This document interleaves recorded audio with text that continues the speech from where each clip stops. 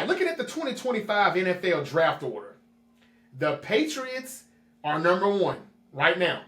We still got one more week of football, but if the season ended right now, the Patriots got the number 1 pick, and the Tennessee Titans, congratulations to them, they've moved to number 2 now because the Giants wanted to win a football game yesterday.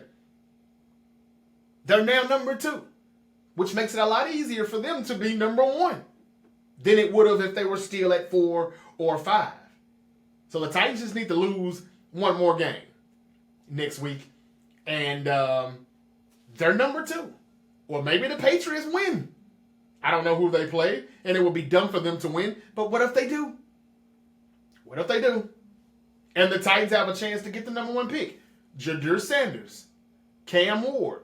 These are the 2 picks that everybody's talking about. These are the top 2 quarterbacks coming out of the draft. And there is rumors that the Giants, even when they were number 2, they didn't want Shedeur Sanders. They want Cam Ward. That's what I've heard. A few reports. I don't know how true that is. But I had just heard Shedeur Sanders in a report saying that Sanders is actually okay with getting drafted by the New York Giants.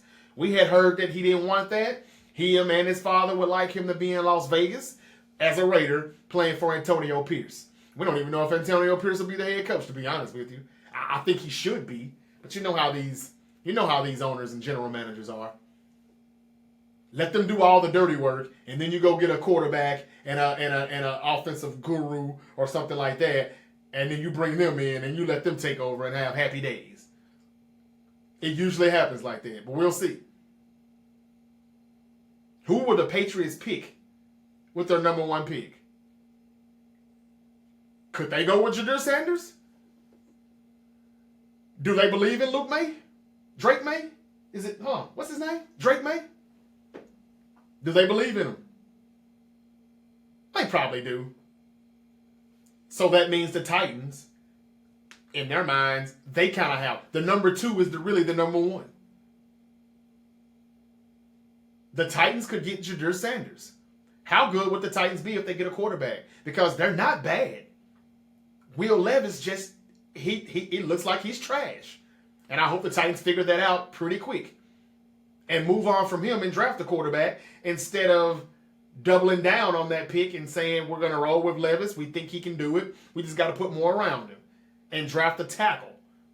I don't know, but the Titans should be going for Shedeur Sanders, and it looks like it's more possible to happen now. I thought this was way off base when I was told that the Titans could get him, and I'm like, nah, you can't do it. But thanks to the Giants winning yesterday, it can very well happen. The Browns have the number 3 pick. What are they going to do with that?